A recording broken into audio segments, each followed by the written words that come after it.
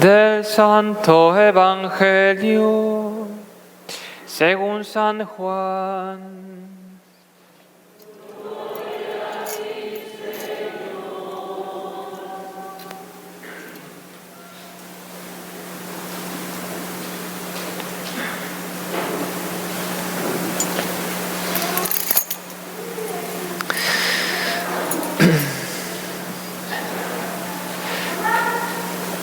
Tanto amó Dios al mundo que le entregó a su Hijo único, para que todo el que crea en Él no perezca, sino que tenga vida eterna.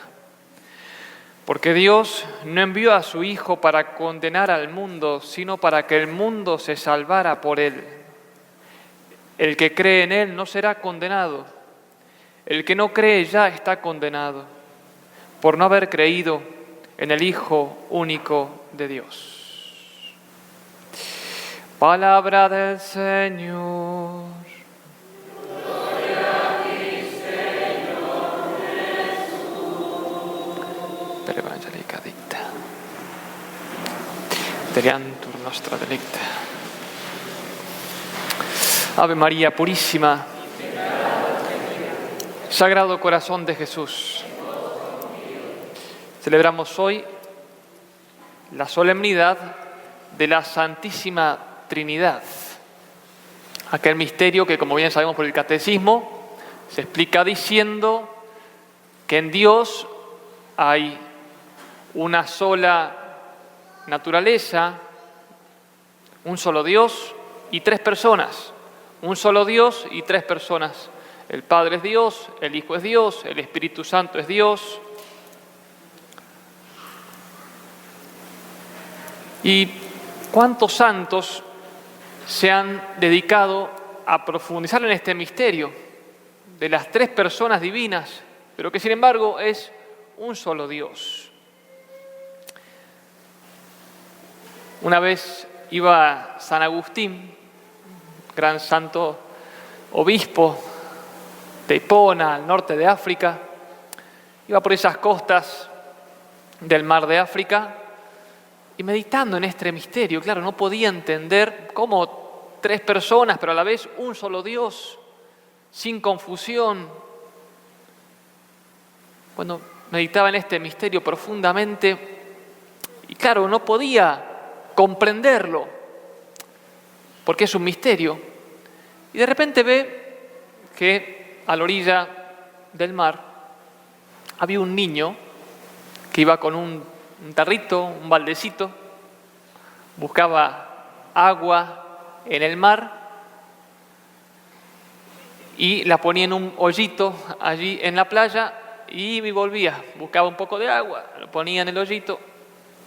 Y San Agustín, que venía pensando en este misterio, ve a este niño y le pregunta qué estaba haciendo. El niño responde: quiero meter todo el mar en este hoyito. Y San Agustín le dice: eso es imposible. Y el niño le responde: más fácil es que yo meta todo el mar en este hoyito en la playa que tú comprendas el misterio de la Santísima Trinidad. ¿Qué es un misterio? ¿Qué es un misterio? Un misterio es una realidad que por su grandeza escapa a la comprensión del ser humano. Es decir, para explicar una disquisición filosófica, una cosa es entender algo y otra cosa es comprenderlo.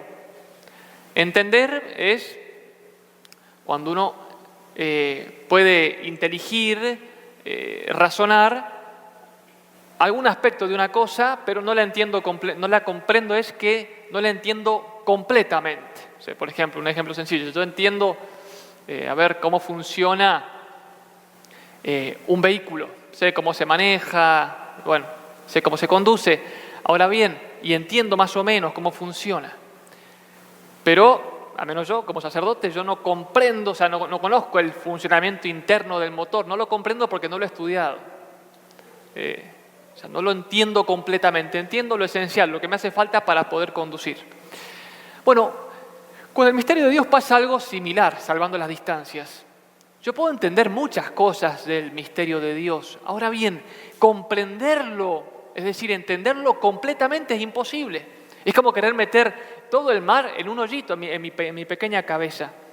Cuando hablamos de la Trinidad, quiere decir que Dios está revelando un gran misterio que es su vida íntima, es decir, cómo es Dios en su profundidad. Y hoy nos preguntamos, ¿por qué Dios quiere revelarnos un misterio que no podemos comprender? ¿Por qué Dios nos enseña la Trinidad si, en fin, no vamos a poder entender completamente este misterio? ¿Por qué Dios quiere revelarse? Bueno, hay dos respuestas. La primera es que este querer de Dios de revelarse en su intimidad, en su profundidad, como Padre, Hijo y Espíritu Santo, responde a la lógica del amor. Cuando uno ama a una persona, quiere conocerla en su profundidad. Y es por eso que Dios quiere revelarse en su profundidad, en su misterio insondable. Quiere que lo conozcamos lo más perfectamente que podamos. Y también Dios nos revela este misterio para humillar nuestra inteligencia. Porque cuando el ser humano se encuentra frente a un misterio, se da cuenta que la inteligencia no llega a comprender completamente y tiene que decir, bueno, esto es un misterio. Por ejemplo, pongo algunos ejemplitos. El misterio de la muerte, por ejemplo. El misterio del dolor. Claro, no podemos llegar a comprender completamente por qué Dios permite el dolor. Podemos entender el sentido, porque el dolor es redentor. Ahora bien, entender completamente, por ejemplo, el plan providente de Dios en la situación actual de la historia, y hay muchas cosas que se nos escapan, lo entenderemos, lo comprenderemos en el cielo. Sin embargo, el hecho de que no podamos entender tantos misterios de la fe, como en su plenitud, en su totalidad, nos ayuda a que, como decía un gran autor, Chesterton decía que para entrar a una iglesia no hay que cortarse la cabeza o sacarse la cabeza, o sea, no hay que renunciar a la racionalidad, pero sí dice hay que sacarse el sombrero, es decir, hay que aprender a humillarse. Cuando estamos frente a Dios, frente a los misterios de Dios, que son tan grandes, que nos superan, no es para que reneguemos de nuestra capacidad de pensar, pero sí para que humillemos nuestra inteligencia. Hoy vivimos un mundo en el cual es tan racionalista que quiere entender todos los misterios y que todo se explique científicamente. Sin embargo, hay muchas realidades misteriosas que no podemos darle explicación. ¿Por qué suceden? Porque vivimos en un mundo sobrenatural donde vivimos en contacto con un mundo invisible que nos supera. Hoy existe la tentación de, siendo que vivimos inmersos en misterio, por ejemplo, aquí estamos en una misa, en un ratito más va a estar el mismo Cristo aquí presente en el altar, realmente con su presencia eucarística. En un momento van a bajar los ángeles, en un momento la Virgen al pie de la cruz, en la consagración, se estará actualizando el misterio de la cruz. No lo vemos, muchas cosas que no entendemos, pero existe. Vivimos inmersos en misterio, pero sin embargo, hoy está la tentación actual de en ese afán de tal vez querer acercar los misterios de la fe, rebajarlos. Por ejemplo, a veces se quiere tratar a Cristo, siendo que es un misterio insondable la presencia del Señor, tratarlo sin la debida reverencia, querer como acercar los grandes misterios a la palma de la mano. Pero no se puede, porque cuando hacemos eso, corremos el riesgo de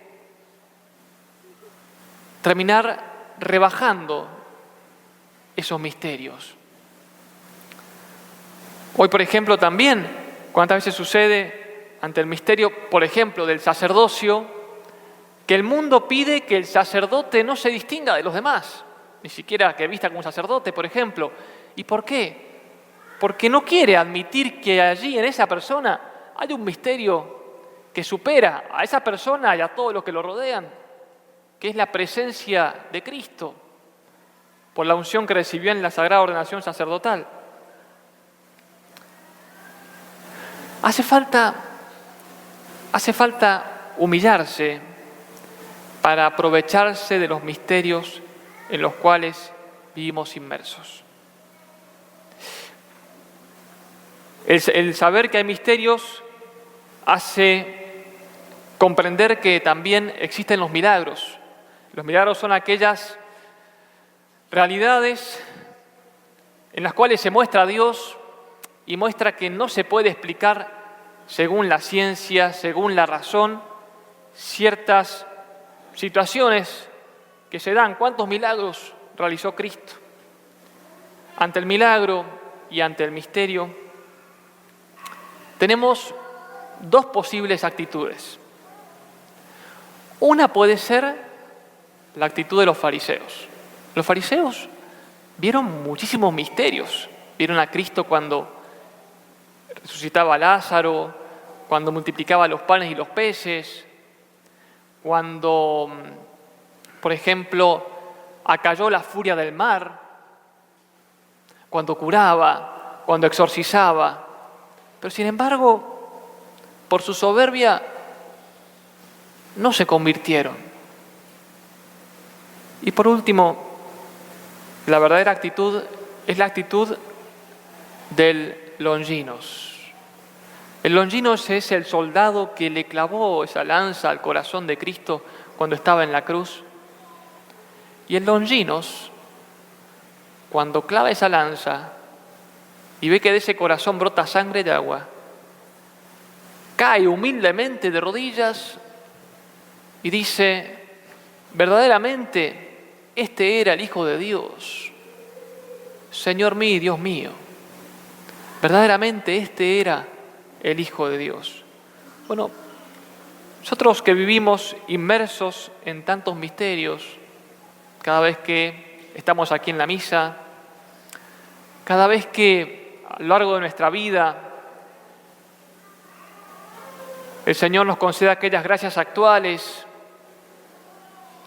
que nos hacen comprender de que fuimos salvados por el ángel de la guarda, que fuimos tocados en lo profundo del corazón por alguna gracia, teníamos la gracia de reconocer la presencia de esos misterios en cada confesión, en cada comunión, en cada oración.